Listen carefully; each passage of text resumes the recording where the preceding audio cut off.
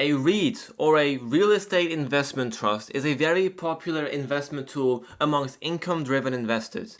A REIT operates real estate such as apartment buildings, shopping centers, hotels and office buildings, and unlike a regular stock, they pay out 90% of their taxable income as dividends to their shareholders.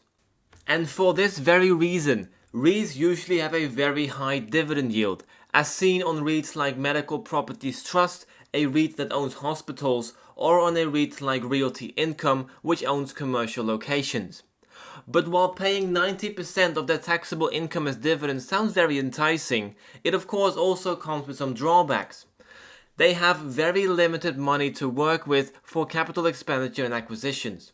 Therefore, you often see that REITs carry quite a heavy debt burden with them, and the growth in their company and by extension their dividend is very small. Add to this that when economic headwinds come their way, as happened during the COVID pandemic when many offices were left vacant, or during a recession when this issue becomes even worse, REITs do not have many cash reserves to cushion that blow, and therefore many will be forced to sell properties or even declare bankruptcy during extended headwinds. Or, if the debt burden becomes too heavy, a REIT can transition back to a quote-unquote normal stock, a c-corporation type entity. This is what Geo Group decided to do in 2021.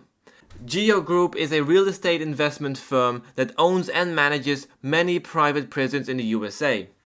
Their debt burden became unmanageable because you have to remember, if your debt is spiraling out of control, you can't really decide to just pay it back because you have to pay out 90% of your profits as dividends. So once debt piles up, there's really no stopping it. Now that they are a C-corp, they can decide how to spend their profits, and they decided to no longer pay out a dividend in the coming future and instead pay down their debt first. So why then would a company decide to become a REIT?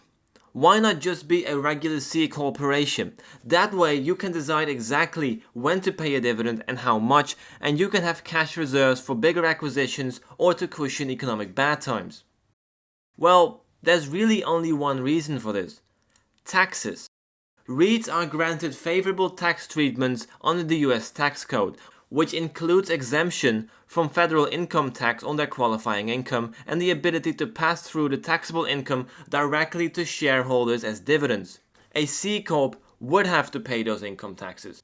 Really, both have pros and cons. REITs can provide a very nice and stable income with high dividend yields, but their dividends are barely growing. If you have a longer time span of investment, say at least 20 years, it would probably make sense to invest in a company with a lower but faster growing dividend yield. Thank you very much for watching. Don't forget to like, subscribe and all that good stuff, and I'll see you in the next one. Cheerio!